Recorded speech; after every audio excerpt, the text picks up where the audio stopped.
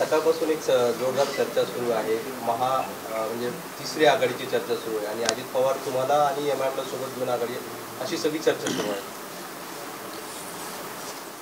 तुमच्याकडूनच बातमी आम्हाला कळते, त्याच्यामुळे असं त्याच्यामध्ये काही तथ्य असं मी त्या ठिकाणी मानत नाही. राजकारणामधले अनेक डावपेचं असतात, त्याच्यामुळे ते अनेक डावपेचांमधला हा एक डावपेच आहे असं त्या ठिकाणी मानून आम्ही मोकळे होतो. भविष्यात असा काही प्रस्ताव आल्यावर त्यावर ते भविष्यात आल्यानंतर बघू. पण याच्यासाठी प्रयत्न होऊ शकतात का साहेब की मी कधी जरतरची भाषेवरती बोलत नाही. विशाळ गडावर एकूणच जो काही प्रकार झाला त्याकडे तुम्ही कसं बघता? ते विशाल गडावरचा इश्यू जो आहे तो आपण एक लक्षात घेतला पाहिजे की गडावरती अगोदर लोक होती, त्यांनी अतिक्रमण केलेलं आहे, हे बरोबर आहे, नाही असं नाही. पण अतिक्रमणाचा सुद्धा नियम आहे की तुम्ही त्याला ताबडतोब काढता येत नाही, त्याला रिहॅबिलेट करावं लागतं. शासनाने त्यांना असं रिहॅबिलेटचं प्रपोजल दिलं तर कदाचित त्याच्यामध्ये होईल. जो काही तिथे प्रकार घडला आहे, संभाजीराजे आंदोलन करत असताना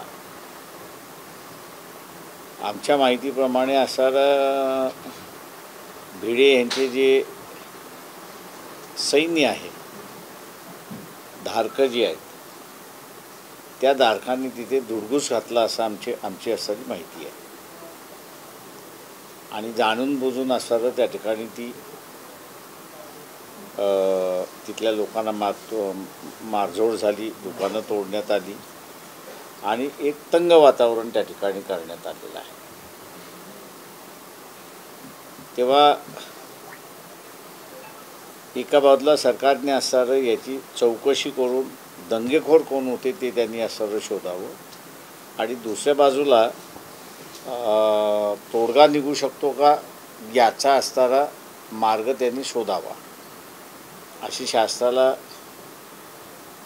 आमची विनंती आहे. सकाळपासून अजून एक घडामोड करते की अचानक छगन भुजबळांनी शरद पवारांची भेट घेतली. विधानसभा निवडणुकीपूर्वी भेट घेतली, तिकडे तुम्ही राजकीय दृष्ट्या कसं बघता?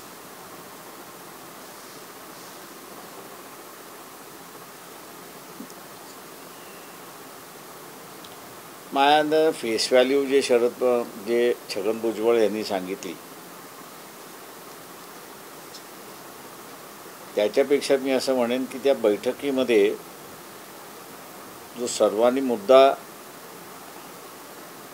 मान्य केला होता आणि तो म्हणजे की प्रत्येक पक्षाला मुख्यमंत्र्यांनी पत्र लिहायचं आणि मुख्यमंत्र्यांनी पत्र लिहून त्या ठिकाणी त्या पक्षाचं भूमिका काय आहे,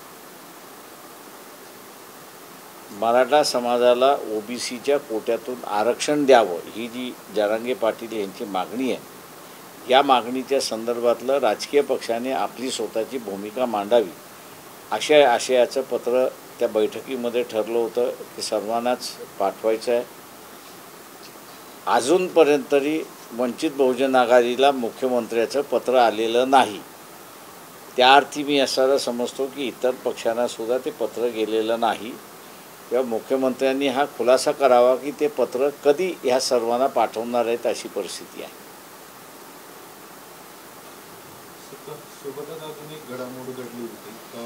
विधान परिषदेच्या ज्या निवडणुका झाल्या होत्या त्या निवडणुकीच्या अगोदरच्या दिवशी रात्री महाविकास आघाडीमध्ये धुसफूस पाहायला मिळाली आणि उद्धव ठाकरेंनी आपला उमेदवार जर पडला तर आपण महाविकास आघाडीतून बाहेर पडू असं देखील सांगितलं. ते पुन्हा त्याच्यापेक्षा महत्त्वाचं मी असं म्हणेन की जी काँग्रेसची मतं फुटलेली आहेत, लपवल्या जाते त्या ठिकाणी की माझ्या अंदाजानं इतर पक्ष महाविकास आघाडीमधल्या इतर पक्षांची सुद्धा मतं त्या ठिकाणी फुटलेली आहेत.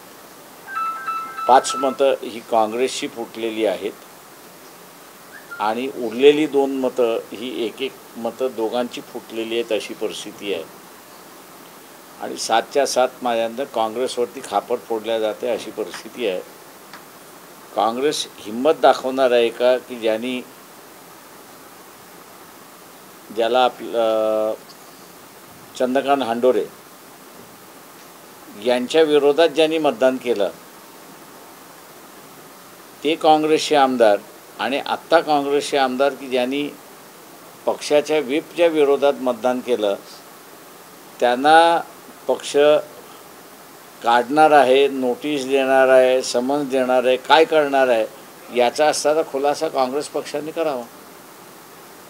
मनोज जरांगे यांनी पुन्हा सरकारला 20 तारीखचा अल्टिमेटम दिला आहे आणि त्यानंतर ते पुन्हा उपोषणाला बसणार आहे. तुम्ही अनेकदा यावर भाष्य केलं आहे, त्याची भेट पण घेतली आहे आणि ओबीसी नेत्यांची देखील भेट घेतली आणि सगळं वाद पाहतात. काय तुमची भाजप जरांगे पाटील यांना असं हे राहणार आहे की उपोषणाला बसण्यापेक्षा त्यांनी जे जाहीर केलेलं आहे की इलेक्शन लढवणार आणि 288 जागा लढवणार, मी असं म्हणेन त्यांनी हे इलेक्शन लढलंच पाहिजे. 288च्या जागा त्यांनी लढवल्याच पाहिजे आणि ते लढतील अशी माझी अपेक्षा आहे. गेल्या काही दिवसात राज्यात ओबीसी मराठा वाद विकोपाला चालला आहे. आज तर छगन भुजबळ असं म्हणाले की दुकानात सामान देण्यासाठी मराठा ओबीसीला सामान देत नाही, अशी परिस्थिती. नाही, सामान देत नाही असं नाही आहे. परिस्थिती अशी आहे की ओबीसीचा माणूस मराठा समाजाच्या दुकानामध्ये सामान घ्यायला जात नाही आहे आणि मराठा समाजाचा माणूस हा ओबीसीच्या दुकानामध्ये सामान घ्यायला जात नाही, अशी असणारी परिस्थिती आहे. तीच लग्नाच्या संदर्भातलं आहे आणि तीच मी असं म्हणेन की इतर गोष्टींमध्ये सुद्धा घडतंय. सामंजस्य भाषा ही हाके आणि वाघमारे उपोषणाला बसले होते त्यावेळेस झाली असती तर ही कदाचित परिस्थिती एवढी चिघळली गेली नसती. नेते म्हणून किंवा पक्षाचा प्रमुख म्हणून किंवा मंत्री म्हणून काही जबाबदाऱ्या असतात आणि त्या म्हणजे शांततेच्या जबाबदाऱ्या असतात. त्याच्यामुळे आमच्या तलवारीला जंग लागलेला नाही अशी भाषा बोलणंसुद्धा योग्य असं मी त्या ठिकाणी मला वाटत नाही. त्याच्यामुळे आगीत तेल पडलं असं मी त्या ठिकाणी मानतो आहे. मनोज जरांगेंनी आपल्या भाषणात एक वक्तव्य केलं की मराठा अधिकाऱ्यांना टार्गेट केलं जातं, मग आता सगळे मराठ्यांनी त्यांच्या मदतीला धावलं. हा ओबीसी मराठा वाद एवढ्या टोकाला गेला आहे की थेट आता सरकारी कार्यालयापर्यंत पोहोचला. हा वाद टोकाला गेला हे बरोबर आहे, पण ते घालवणारे कोण आहेत? घालवणारे मी जसं म्हणालो की एका बाजूला तलवारी आणि दुसऱ्या बाजूला की आम्ही जी भूमिका मांडली होती की आरक्षण गरीब मराठ्याला दिलं पाहिजे, पण त्याचं ताट वेगळं असलं पाहिजे. आणि ओबीसीचं जे ताट आहे त्याच्यामध्ये इतर कोणी येता कामा नये ही आम्ही असणारं भूमिका त्या ठिकाणी घेतली. मी असणारं त्या ठिकाणी मानतो की मुख्यमंत्र्यांनी ताबडतोब पत्र लिहून सर्व राजकीय पक्षांना स्वतःची भूमिका स्पष्ट करायला सांगितली पाहिजे की जरांगे पाटील यांची जी मागणी आहे की मराठा समाजाला ओबीसीच्या कोट्यातून आरक्षण द्या, ही जी त्यांची मागणी आहे, या मागणीला राजकीय पक्ष पाठिंबा देतात की विरोध करतात याचा लेखी प्रस्ताव मी असताना सर्व राजकीय पक्षांकडून त्या ठिकाणी मागितला होता. मी मगाशी म्हटल्याप्रमाणे आताही अपेक्षा करतो की मुख्यमंत्री या 1-2 दिवसामध्ये ते पत्र लिहितील आणि राजकीय पक्ष ही आपली भूमिका त्या ठिकाणी मुख्यमंत्र्यांना कळवतील आणि त्यातून हा वाद मिटेल असं मी त्या ठिकाणी मानतो. साहेब, नेहमी एक प्रश्न चर्चेला जातो किंवा सगळेच पक्ष आहेत, सगळे संघटना आहेत, सगळ्याच मराठ्याच्या बाजूनही बोलतात, ओबीसीच्या बाजूनही बोलतात, सगळ्यांना आरक्षण द्यावं असं वाटतंय. पण हे खरंच महाराष्ट्राच्या राजकारणात शक्य आहे का? किंवा महाराष्ट्राचं सरकार देऊ शकत नाही तर मग हे फक्त चर्चा करून? मी असं म्हणालो ना की या दोन्ही ग्रुपनी आम्हाला असणारं सत्ता द्यावी, वंचित बहुजन आघाडीला. ओबीसीचं आरक्षण आम्ही असणारं शाबूत ठेवतो आणि मराठा समाजाला जे वेगळं आरक्षण द्यायचं आहे ते कायदेशीर कसं द्यायचं ते आम्ही त्यांना देतो ना. पण सत्ता मिळाल्याशिवाय मी तो असणारा तोडगा मानणार नाही. याचं कारण असं आहे की तो जर मांडला तर त्याचा तुताडा केल्याशिवाय राहणार नाही. कारण का श्रीमंत मराठा हा गरीब मराठ्याला जवळ करत नाही, बसवतही नाही आणि त्याच्याशी सोयीरकीसुद्धा करत नाही, अशी असणारी परिस्थिती आहे. विधानसभेच्या निवडणुकीच्या पार्श्वभूमीवर त्याच्यामुळे इथल्या लोकसभेमध्ये गरीब मराठ्याने श्रीमंत मराठ्यालाच मतदान दिलं आणि म्हणून असणारा 31 मराठा समाज 31 निजामी खासदार निवडून आले, अशी असणारी परिस्थिती आहे. तेव्हा हे जोपर्यंत गरीब मराठा थांबवत नाही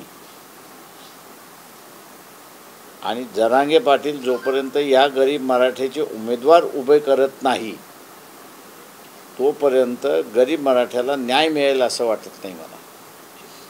विधानसभा निवडणुकीत सगळे पक्षांनी तयारी सुरू केली. आता वंचित पूर्व काही याबाबत चर्चा, आढावा वगैरे काही सुरू आहे? ते आमच्याही तयारी सुरुवात झालेली आहे. आम्ही उमेदवारसुद्धा फायनल करत आलो आहेत काही मतदारसंघात. सर्व मतदारसंघातल्या की कुणासोबत? ते अजून आघाडीच्या चर्चा, जसं आपण म्हणालाच काही संघटना आहेत, काही हे आहेत, याही बोलतात आहेत. त्याच्यामुळे आम्ही आत्ताच काही त्याच्यावरती भाष्य करणार नाही. पण काही संघटना तुमच्याशी चर्चा करताय? काही संघटना चर्चा करतायत ना, पण त्या नॉन पॉलिटिकल संघटना आहेत सगळ्या.